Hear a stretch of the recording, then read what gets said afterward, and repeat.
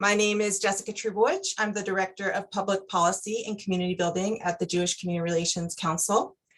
And I want to welcome you this afternoon and thank you for joining us for this briefing about refugees who have fled and are still trying to flee Afghanistan and what we can do to support efforts in the Bay Area and nationally to assist the refugees with resettlement and be strong allies to the Afghan and Afghan American community. The Jewish community supports a generous and rational immigration policy rooted in our historical experience, but also in our traditions about teaching to welcome the stranger. In fact, JCRC was initially founded in 1938 in response to the growing plight of the European Jewry, and since that time has supported immigrant rights from Jews escaping the Soviet Union in the 1980s to asylum seekers and undocumented immigrants in California today. For many of us, the recent scenes from Afghanistan have been deeply troubling and emotional and difficult to watch. And like many of you, my first instinct was to want to understand what was happening and to act. And that is the goal of our 30-minute briefing today. To receive updates from our community partners supporting Afghan refugees, to hear from our local Afghan neighbors, and to learn how we can act to support resettlement efforts. This is not a political or policy discussion. Rather, it is meant to share information on what is happening and how we can step up to support our Afghan neighbors and newly arriving refugees. I am happy to introduce our 4 speakers for the briefing today. Zuhal Bahaduri's day profession is a public health analyst, but she brings a decade-long experience in local and statewide organizing. She is a member of the nationwide Afghan American Coalition, an alliance of organizations in the United States advocating for humanitarian assistance for Afghanistan. Robin Mencher joined JFCS, the Jewish Family and Children's Services of the East Bay, as CEO in December 2020. Prior to JFCS, Robin served as an executive director of KQED Education, where she led services to the education community through providing free, high-quality resources that deepen youth, civic engagement, and media literacy. Spojmie Nasiri is an Afghan-American immigration attorney representing clients on naturalization, deportation, and family-based immigration matters. Spojmie is an active member of the American Immigration Lawyers Association and was recently selected to the 2021 Northern California Super Lawyers list. And finally, Naomi Steinberg joined HIAS as Vice President and Policy and Advocacy in September 2017. Previously, Naomi was the Director of Refugee Council USA, a coalition dedicated to refugee protection, welcome, and excellence in the U.S. Refugee Resettlement Program. Welcome to all of you. I'm going to first turn to Naomi to ask for a briefing on the big picture. Where are the refugees right now? How many are there, and what type of conditions are they in? What needs to happen to get them resettled as quickly as possible, and how can we help? Thank you, Jessica. I so appreciate the opportunity to be here with all of you this afternoon. And just to say that my remarks are based on what I know. It's 3:08 in Washington, D.C. right now. If we were to have this conversation 2 hours later, I might say something different. So I will start at the top by saying, please keep checking HIAS's website because we are keeping that as up to date as possible. I'll get to that in a few minutes about what information you can find there, but just to say this is obviously a very quickly moving situation. So the first question, where are the refugees right now and what are they experiencing? The answer is they're in a lot of places. We've all been paying attention to the news, right? And seeing that they've been going to Qatar, they've been going to Doha, they've been going to Germany. They have been going to, we are aware of individuals in the UAE, as far flung as Italy and Uganda. People are getting out however they need to get out, however they can get out. And that is part of one of the reasons that this is such a chaotic response, because understandably people are running for their lives and they will take the first flight to anywhere they need to go. But people are fleeing all over the world. So that's the first answer. It's not an easy one. But then here in the United States, Afghans are in fact coming in large numbers. I'm here in the DC area. Many of them are coming to one of our local airports, to Dulles. And then they're going to a few key places. As many of you have heard, there are some military bases, a handful of military bases in New Jersey and Virginia, in Texas and Wisconsin, where many of these incoming Afghans are going for processing to make sure that we do health checks, and the US government's health checks, that we know where they want to go, and that all the necessary processing, early processing is starting there. And then they will be free to go to the communities where they want to go. If they have friends and family in a specific community, they will go there. If not, there will be guidance for how they make those decisions. HIAS says one of the many things we do is we are one of the 9 national refugee resettlement agencies, and we have a network around the country of local organizations, most of them JFSs, that do the actual resettlement and welcoming work. And we are anticipating, and not just us, but the other resettlement agencies as well, will be seeing incoming numbers of Afghan refugees, high numbers of incoming Afghan refugees for days, weeks, and months to come. And that will literally be all over the country. So what are they experiencing was the second part of your question. And while all refugee emergencies are unique in their specifics, there's some common threads that go through all of them. These are individuals who have fled with nothing but the clothes on their back. Literally, we are hearing reports of people showing up with just the clothes on their backs, some of them without shoes, nothing but their phones and their chargers and what they're wearing. We are also seeing people who are coming who are highly traumatized. The way they left is heart-wrenching. The massive chaos that we saw at the airport and the danger that they had to put themselves through to get out adds only to the trauma that they already experienced before they left.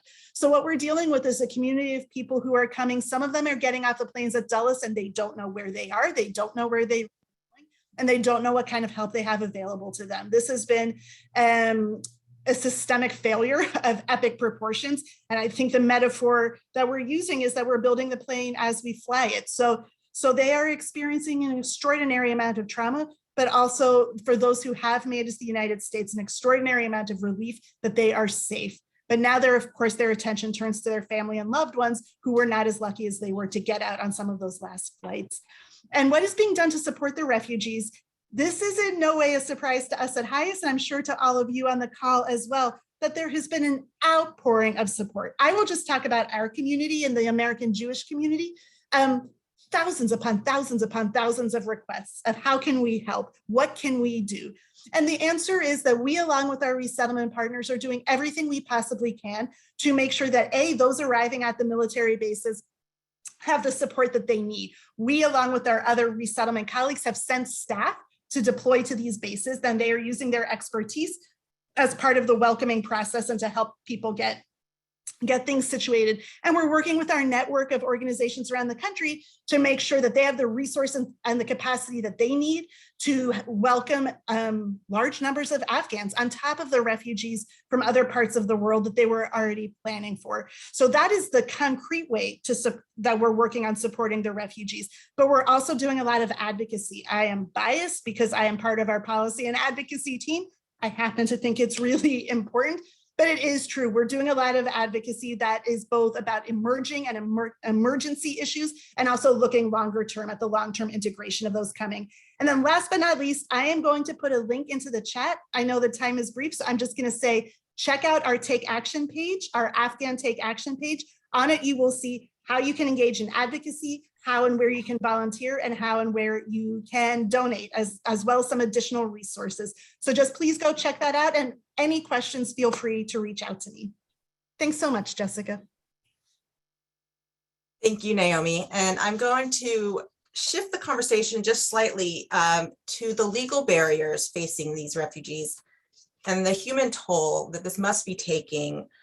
So I'm going to ask Spojmie, please tell us about your experience now as an Afghan American and an immigration attorney.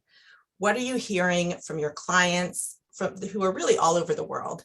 And what legal barriers are they currently facing, and how can we help? Thank you very much, Jessica, and for the organization for having me here today. As many of you, you're probably, well, maybe more than most of us would like to be listening and seeing what's happening.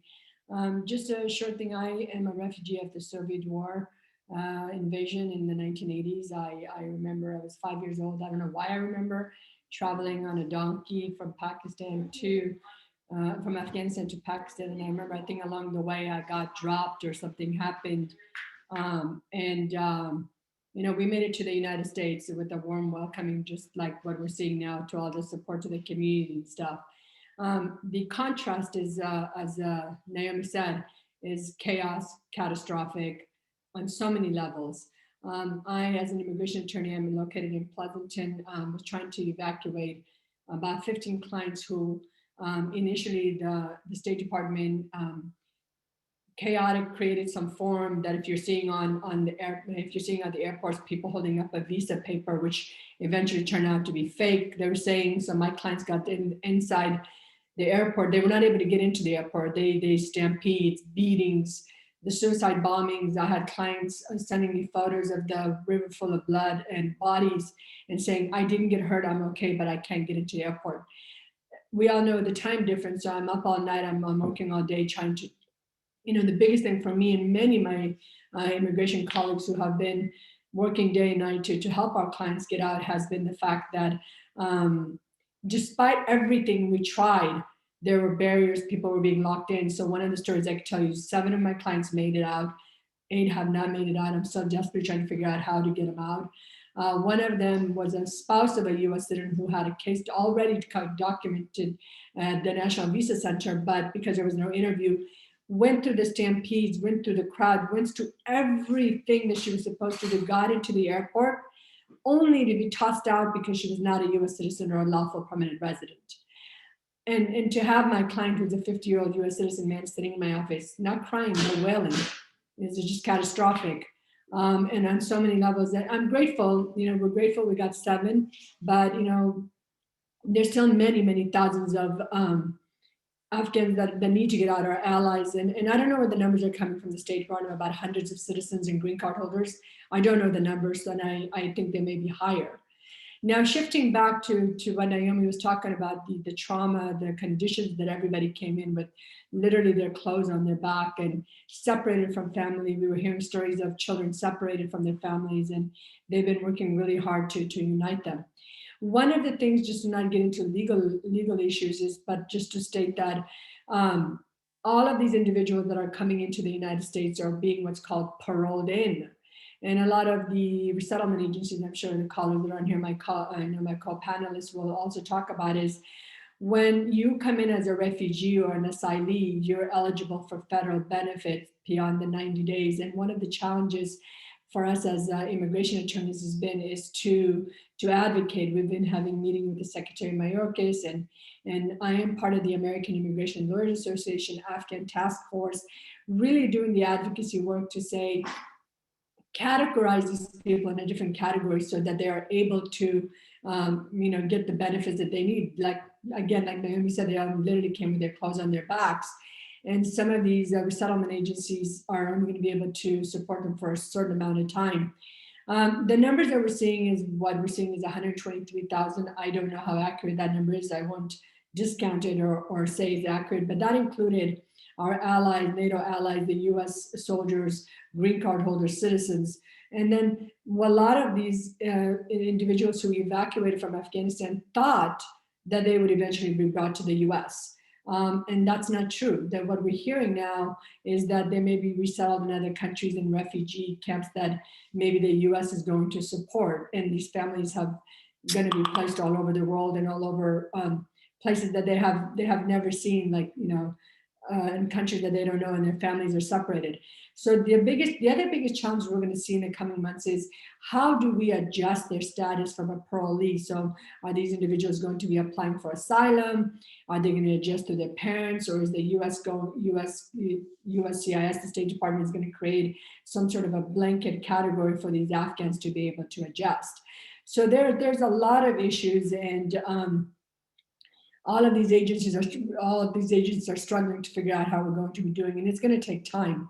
I am hearing from colleagues that some people are being held for longer periods of time due to security background checks, and I'm wholeheartedly supportive of that. But what I'm not supportive of is the fact that at the CBP, which is the Customs Border Protection Agency within the airport, are not allowing access to attorneys for these individuals, because they have families. So so we're trying to get access to the individuals that can be questioned for security, for health, for whatever. I'm not for that. I think we should clearly do it, but they need to have access, so we're advocating for that. And to wrap it up, what we can do, I'm grateful for the outpouring of love and support from colleagues, from community leaders, and we're doing town hall meetings. I had a few with Congressman Swalwell, Ro Khanna. Their offices are ready to help, but at this point, the evacuation is done. The next phase is the dire situation of how we're going to get Afghans out. If the borders are open up and people are able to leave to other countries, they could possibly ask for humanitarian parole, which is, we're getting inundated, and I'm sure some of the agencies are getting inundated with calls saying, I want to file humanitarian parole to get my family out. Well, humanitarian parole is not to get them out. They have to be in a third country in order to apply. And if they get it, they can come to the US. So in ways that you can support, I know Naomi said she's putting a link out there. Some of the agencies that are going to be doing all this adjustment of status and continuing the legal litigation. Some of the top is the International Rescue Committee, Centre Legal, which is in Oakland, and Pangea Legal Services in San Francisco. And I think the Jewish Family and Community Center may be doing them. I know that they're the resettlement agency working with the local mosque at MCC, which we're coordinating all the donations. So if you want to give to the legal services, if there are some of my colleagues, attorneys on call, and you are interested in helping with some of these cases, you can reach out either to myself, or you can reach out to AILA, the American Immigration Lawyers Association. There's so much to cover, Jessica. I apologize if I went over. Thank you very much for your time. Thank you, Spojmie. And just to let everyone know, we'll be sending out a resource document after this briefing with the information that our speakers are sharing. So no need to be concerned if you don't get it down. We will email you all that information. So now I'm going to ask that we turn to our local community. Zuhal, as a local Afghan community organizer, what are you seeing, and what's the feeling in the local community right now? How is the community organizing locally and nationally? And again, where can we help? Thank you. I just want to say it's an honor to be here today, and I want to thank you and your whole group and for hosting this today, and for the outpouring of support we're receiving from your community. It takes a whole village dealing with such a crisis, so thank you guys so much. Just to provide a little bit of background, I'm actually a product of refugee parents like Spojmie John. She came here in the 1980 refugee influx after the Soviet occupation. My parents came here 35 years ago, and they were settled here in the Bay Area. And at that time when they came in, thanks to the federal assistance that was provided in the family that we did have here, they settled in pretty fairly well. But what we're facing now is that these refugee families that are coming in, and depending on the status that they come in, the same benefits will not be provided to them. And currently, I do have family that is sheltering in place, stuck in Kabul. Sorry. The immediate withdrawal of the U.S. and our evacuation that ended doesn't provide the same type of benefits to Afghan refugees resettling here. So I've been a part of these nationwide efforts, a part of the Afghan American Coalition. We're an alliance of organizations working together, advocating for humanitarian assistance for Afghanistan. When this all first happened, we immediately went into crisis mode response, and we were advocating for evacuation assistance, immediate evacuation assistance of our partners and our allies in civil society vulnerable populations. I personally was submitting inquiries to Congressman Ro Khanna's team from our community because there were so many avenues of support coming in, and not many of those avenues were as accessible. So my team and I here in NorCal in the East Bay region, we went out grassroots virgin into the community and asked if anyone needed any further help to get the information out to the congressman's office to submit inquiries. And so we took on that effort. We also advocated for expansion and faster processing of the P1, P2, and Civ applications. Actually, that's where my cousins got stuck because the Department of State, even though I submitted their applications, as soon as this all happened, the Department of State didn't process it fast enough. And so that's why they're stuck there in Kabul. And now we're focusing efforts on housing and resettlement needs, since many are coming in as humanitarian parolee, and my colleague and Naomi had mentioned these humanitarian parolees will not be eligible for normal resettlement or public benefits. So that's why the NorCal chapter of our nationwide efforts are really right now at the moment with everything taking place, are coordinating efforts with our local mosque, Islamic Relief, to see how we can ramp up efforts and provide these Afghan refugee families a warm welcome, especially after the risk they took serving our U.S. government in Afghanistan. So right now, as you heard from Naomi as well as Spojmie, there's a lot of local agencies. I mean, we have two of the main ones here of the 9 resettlement agencies, and they've been constantly around the clock working around resettlement efforts. And with our organization, these nationwide efforts, we have boots on the ground ready to provide translation services, airport greeters, and anything else that we can provide to our people as well coming in. And so we're just trying to coordinate that, from donation drives to translation services, just providing them that warm welcome and that familiar face and tongue, when they hear someone speak their own language and they see someone that they can connect and resonate, it makes such an impact, especially after the trauma that they just went through. So that's what we're currently working on. In terms of advocacy needs, our campaign message is currently being revised to fit the ever-changing needs right now. So we actually have a text campaign that was created in DC from our other colleagues, and you text crisis to this 52886 number, and there's already a message that will auto-populate. So this new message will launch in the next 12 hours, and I'll make sure to provide Jessica and Jonathan that information to share out to the whole group. And we would love to get your support behind that. It auto-populates with a message, and then you can automatically send it off to your representatives depending on the area, depending on your location and your residence. And a couple of things that we'd be advocating and pushing for is legislation to make parolees eligible for federal and state benefits, increasing the refugee cap, and ensuring humanitarian aid can be delivered to Afghanistan, and ensuring that humanitarian corridor. So there's a lot of things happening right now. We're just trying our best to work with our allies and our partners and just get a coordinated effort moving forward and pushing to the best that we can. In terms of how people are feeling in Afghanistan, I know there's a sense of abandonment. What do we do next? How are we going to survive? But they know that there is an outpouring of support they're receiving from throughout the region and the world. And so here back home, I think we've been too busy responding and how we can help our people. It's taking some time to process and reflect and truly touch in and into our emotions at the moment, because we just want to make sure that we do what we can and help them in the best way that we can. And so me personally, I haven't been able to really process how I feel. I'm just I have to do something. I have experience here. Let's get together. How can we make this work?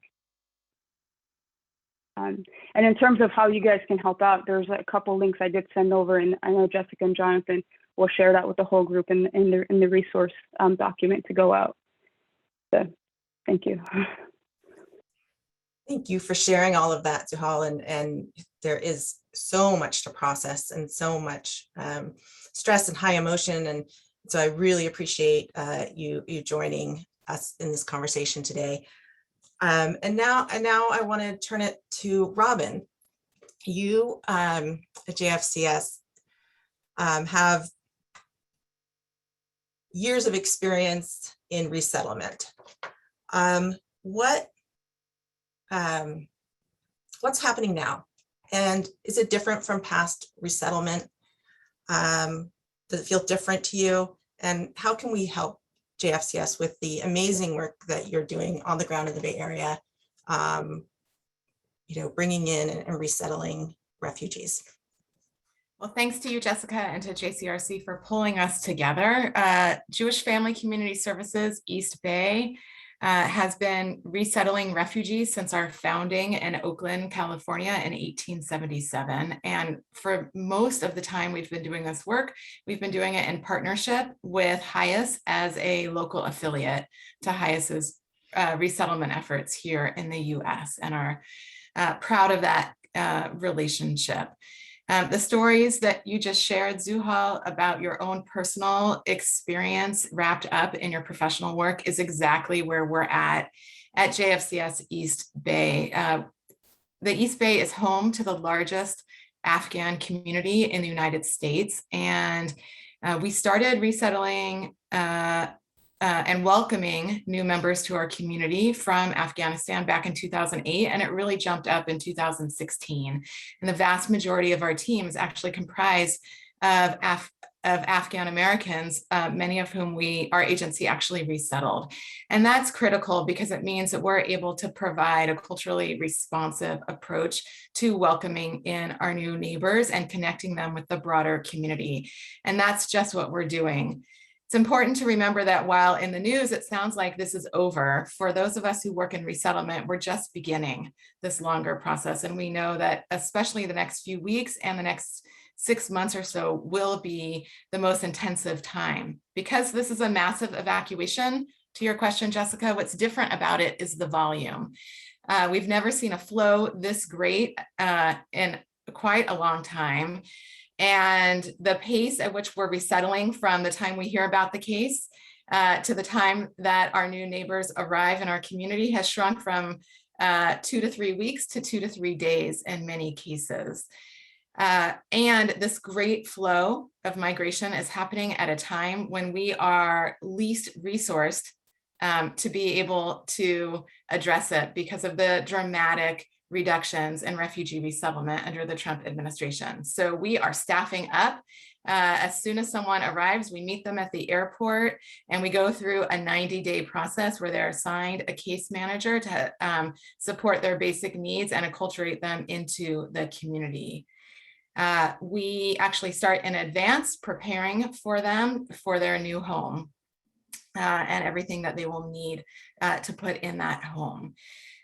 We so far have resettled just in the past month 12.5 families and expect to see those numbers continue to rise while folks who have been assigned to us move throughout the processing system that Naomi communicated. And once they come here, not only will we take them through that process, but we're also working in conjunction with the Afghan community in the East Bay, who is self-organized around 6 different issue areas, from advocacy to housing to mental and physical wellness and everything in between.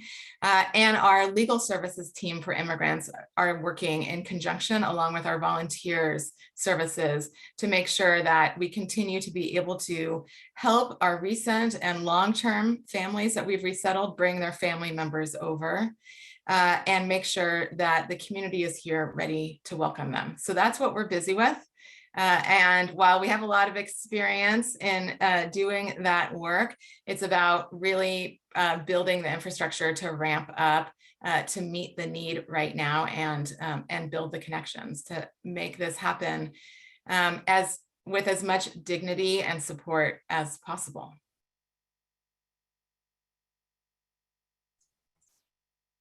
Thank you for that. And we're coming really to the end of this briefing. We just had a short time to do this. So I apologize to those with questions. We're not going to be able to hear those on air right now, but we'll try and get you some answers and get back to you. And then I just really want to thank the panelists for being here today, for the amazing work that you're doing, for the important work that you're doing. And I hope that today brings some new energy to your work, some new people learn about what you're doing, and that we are all able to support you in your efforts. I really want to thank the Jewish Community Federation Endowment Fund for co-sponsoring today. And I want to thank everyone who joined us. This is a huge humanitarian crisis that's here. And I think we all need to work together to address it. So thank you, everyone. We'll be sending out the follow-up information via email to everyone who registered. So thank you again. Have a good afternoon.